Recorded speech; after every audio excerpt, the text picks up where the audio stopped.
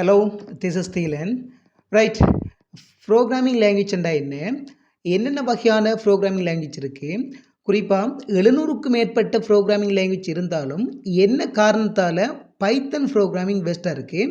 அதே நேரம் நாம் பைத்தனை படிக்கிறதால என்ன லாபம் என்ற அனைத்து விடயங்களையும் லாஸ்ட் வீடியோவில் பார்த்தோம். யாராவது அந்த வீடியோ பார்க்காம இந்த வீடியோ பார்க்கிங்கன்னா மேலே ஐ பட்டனில் அதுக்குரிய லிங்க் கொடுக்கேன், பார்த்துட்டு வாங்க, யூஸ்ஃபுல்லாக இருக்கும்.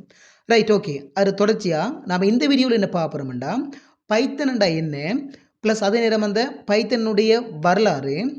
ரைட், அடுத்தது இரண்டாவது இது என்னென்ன வகையான ஃபீச்சர்ஸை கொண்டிருக்கு. மூணாவது ரைட் இதனுடைய வெர்ஷன்ஸ் என்னென்ன இருக்குது. ஃபைனலாக ரைட் இப்படி பல்வேறு வகையான வெர்ஷன் இருந்தாலும் நம்ம எதை லேர்ன் பண்ண போகிறோம், அதே நேரம் அதை லேர்ன் பண்ணுறதுக்கான காரணம் என்னென்ற அனைத்து விடயங்களையும் இந்த ஒரு வீடியோவில் பார்க்குறோம். ஸோ வாங்க வீடியோக்குள்ளே போகலாம். ஃபர்ஸ்ட் ஆஃப் ஆல் பைத்தன்டா என்ன? Python is a clear and powerful object oriented programming language. Right, அதில் நீங்கள் சொல்லலாம் ப்ரோக்ராமிங் லாங்குவேஜ்ண்டா ஓகே. அதே நேரம் ஒப்ஜெக்ட் ஓரியன்ட் ப்ரோக்ராமிங் லாங்குவேஜ்னு புது ஒரு வேர்ட்ஸை கொண்டு வரீங்க அப்படின்ற என்ன புரியலன்னு கேட்டிங்கன்னா சிம்பிள். அதாவது இரண்டு அல்லது இரண்டுக்கு மேற்பட்ட தனிப்பட்ட அம்சங்களினுடைய சேர்க்கை ஒரு முழுமையை ஏற்படுத்தும்னு தெரியும். சிம்பிளாக சொல்லாமண்டா ஒரு மொபைல் எடுத்தீங்கன்னா ப்ராசஸர், ஸ்டோரேஜ், டிஸ்பிளே, பேட்டரி என்ற பல்வேறு வகையான அம்சங்களினுடைய சேர்க்கை தான் மொபைல் என்ற ஒரு டிவைஸை முழுமைப்படுத்தும். இதே பல்லவிதான் ஒப்ஜெக்ட் ஓரியன்ட். சிம்பிளாக சொல்லாமண்டா பைத்தனை பயன்படுத்தி ஒரு கோட் பண்ண போகிறீங்கண்டா, உதாரணத்துக்கு ஒரு கால்குலேட்டருக்குரிய கோடிங் ஒன்று செய்ய போகிறீங்கண்டா, ரைட், அங்கே பல்வேறு வகையான அம்சம் காணப்படும். மெயினாக அடிஷன், சப்ஸ்ட்ராக்ஷன், டிவிஷன் என்ற பல்வேறு வகையான அம்சங்களினுடைய சேர்க்கை தான் ஒரு கால்குலேட்டராக இருக்கும். மெயினாக பேசிக்காக பார்த்தீங்கன்னா ரைட், இது அந்த அடிஷன், சப்ஸ்ட்ராக்ஷன், டிவிஷனாக இருக்கலாம். ஜஸ்ட் இதற்குரிய ஃபங்க்ஷன்ஸ் எல்லாம் வெவ்வேறு ஒரு ஃபைலாக இல்லாட்டி வெவ்வேறு ஒரு ஃபங்க்ஷனாக எழுதி நமக்கு வேண்டிய இடத்துல கால் பண்ணி கொள்ளலாம். இதே தான் இதோ ஒரு சந்தர்ப்பத்தில் எழுதப்பட்ட ஒரு அம்சத்தை நமக்கு வேண்டிய எந்த சந்தர்ப்பத்தில் வேணான கால் பண்ணி கொள்கின்ற ஒரு முறைதான் ஒப்ஜெக்ட் ஓரியன்ட் மெத்தடாக இருக்கும். இந்த ஒப்ஜெக்ட் ஓரியன்ட் மெத்தடை முழுமையான முறையில் பின்பற்ற கொண்டிருக்கின்ற ஒரு வகையான ப்ரோக்ராமிங் லாங்குவேஜ் தான் பைத்தனாக இருக்கும். இந்த காரணத்தால் தான் பைத்தன் இஸ் ஒப்ஜெக்ட் ஓரியன்ட் ப்ரோக்ராமிங் லாங்குவேஜ்னு சொல்லுவாங்க. சிம்பிள்.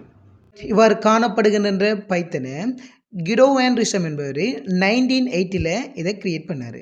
1980 இது கிரியேட் பண்ணப்பட்டாலும் 1989 ஒஃபிஷியலாக பப்ளிஷ் பண்ணப்பட்டது. ரைட், அதில் தொடர்ச்சியாக 1991 இந்த பைத்தன் ஃபர்ஸ்ட் வெர்ஷனை ரிலீஸ் பண்ணாங்க. இவ்வாறு காணப்படுகின்ற இந்த பைத்தனுக்கு பைத்தன் என்று என்ன காரணத்தால் நேம் வச்சாங்கன்னா, குறிப்பாக 1980 மண்டி பைத்தன்ஸ் ஃப்ளையிங் சர்க்கஸ் என்ற ஒரு வகையான டிவி ஷோ காணப்பட்டது. இது அந்த டைமில் ஃபேமஸான ஒரு டிவி ஷோவாக இருந்துச்சு. இந்த டைட்டிலில் வர பைத்தன்ஸ் என்ற வேர்ட்ஸ் கிடோ ஆண்ட்ரிசம் படித்ததால் பைத்தன் என்ற வேர்ட்ஸை வச்சார்.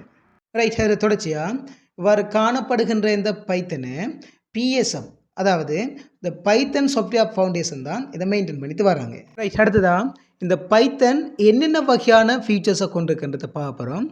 ரைட், எல்லா வகையான ப்ரோக்ராமிங் லாங்குவேஜஸும் கொண்டிருக்கிற ஃபீச்சர்ஸை கொமனாக பார்க்காம இந்த பைத்தனுக்கு யுனிக்காக காணப்படுகின்ற ஃபீச்சர்ஸை இதில் பார்க்குறோம். ரைட், இன்னும் குறிப்பாக சொல்லாமண்டா சிம்பிள், இந்த பைத்தன் பெஸ்ட் ப்ரோக்ராமிங் லாங்குவேஜாக இருக்கிறதுக்கு காரணம் இதில் ஃபீச்சர்ஸ்ன்னு சொல்லலாம். அந்தளவுக்கு மிக மிக முக்கியமான இந்த பைத்தனுடைய யுனிக்கான ஃபீச்சர்ஸாக இருக்கும்.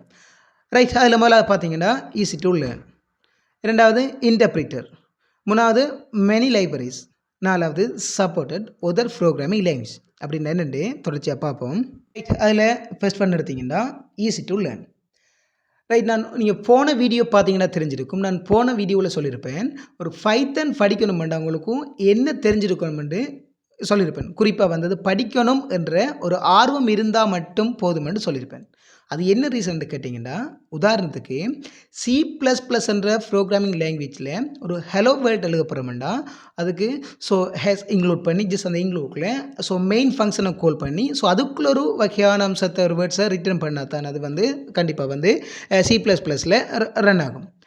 ரைட், அதே போல் ஜாவாவில் ஒரு வகையான ஹலோ வேர்ட் எழுத போகிறோம்டா, ஸோ அதுக்குள்ளே பப்ளிக் ஸ்டாட்டிக் வெயிட் மெயின் உண்டு. ஸோ அதுக்குள்ள ஒரு வகையான ஸ்ட்ரிங்கை கால் பண்ணி ரைட் அதுக்குள்ளே நம்ம எழுத வேண்டிய கால் பண்ண வேண்டிய வேர்ட்ஸை ஸோ இன்க்ளூட் பண்ணால் தான் ஸோ அது கால் ஆகும். ரைட். அதே போல் சி ஷார்ப்புக்கும் ஸோ இதே பலவிதான் பல்வேறு வகையான ஜஸ்ட் அதாவது சிம்பிளாக சொல்ல போனோம்னா ஜஸ்ட் அந்த C++, ஜாவா, சி ஷார்ப் இதுக்குள்ளெல்லாம் ஜஸ்ட் ஒரு ஹலோன்ற ஒரு வேர்ட்ஸை கால் பண்ண போகிறீங்கனாலே மேக்ஸிமம் ஸோ என்னது 4 to 6 வரையான லைன்ஸில் எழுதணும். பட் பைத்தனை பார்த்தீங்கன்னா சிம்பிள் இந்த அம்சம் எதுவுமே இல்லை. இந்த கால் பண்ணுறதுக்குண்டு ஒரு வகையான கீவேர்ட்ஸ் இருக்குது. அந்த கீவேர்ட்ஸுக்குள்ளே நீங்கள் என்னத்தை கால் பண்ண போகிறீங்களோ அதை கொடுத்தீங்கன்னா மட்டும் போதும். இட்ஸ் சிம்பிள், ஒரே லைனில் முடிஞ்சு அவ்வளோதான். இரண்டாவது இன்டர்பிரிட்டர்னு சொல்லுவாங்க. ரைட். அதாவது பைத்தன் தவிர்ந்த ஏனைய லாங்குவேஜ் எடுத்தீங்கன்னா ரைட். இன்னும் சொல்லலாம்னா அந்த பைத்தன் தவிர்ந்த ஏனைய லாங்குவேஜில் ஒரு கோட் பண்ணுறீங்கன்னா நீங்கள் கோட் பண்ணி முடியும் வரைக்கும் எத்தனை லைன்ஸில் எழுதியிருக்கீங்களோ அத்தனை லைன்ஸையும் ஒன்றா சேர்த்து தான் ரன் பண்ணும். இப்படி ரன் பண்ணக்குள்ளே ஜஸ்ட் ஏதாச்சும் ஒரு கமாவில் ஸோ ஒரு டொட்டில் ஏதோ ஒரு அம்சத்தில் மிஸ் பண்ணிங்கன்னா அந்த கோடிங்கே ஃபுல்லாக உங்களுக்கு எரர் காட்டும். பட் பைத்தனை பொறுத்த வரையிலையும் அப்படி இல்லை. ஜஸ்ட் எத்தனை லைன்ஸ்லேயோ பண்ணியிருக்கீங்க, ஏதாச்சும் ஒரு லைனில் வந்திக்கண்டா எரர் வந்துச்சுன்னா அந்த லைன்ஸை விட்டுட்டு அது கீழே இருக்கிற லைன்ஸில் அடுத்தடுத்த செயற்பாடை மேற்கொண்டுதே போகும். ஸோ இந்த ஒரு காரணத்தால் பைத்தன் இன்டர்பிரிட்டர்னு சொல்லுவாங்க. ரைட். யுனிக்காக பார்க்க அதாவது கொமனாக பார்க்காம தனிப்பட்ட முறையில் ஸோ ரன் பண்ணிட்டே போகும். இதான் இதில் முக்கியமான ஒரு அம்சமாக காணப்படுது. மூணாவது மெனி லைப்ரரிஸ். அதாவது நீங்கள் ஒரு ப்ரோக்ராமிங் லாங்குவேஜ் படிக்கிங்கன்னா ரைட் அதனூடாக ஏதோ ஒரு தேவையை பூர்த்தி செய்து கொள்ள போகிறீங்கன்னு அர்த்தம். ரைட். அதன் அடிப்படையில் பைத்தனை பார்த்தீங்கன்னா நீங்கள் பைத்தனை படித்தீங்கன்னா அந்த தேவை சார்ந்த பல்வேறு வகையான லைப்ரரிஸை அதாவது ஃப்ரேம் ஒர்க்கை கொண்டு காணப்படுது. சுமார் 1000க்கு மேற்பட்ட ஃப்ரேம் ஒர்க்ஸை இது கொண்டு காணப்படுது.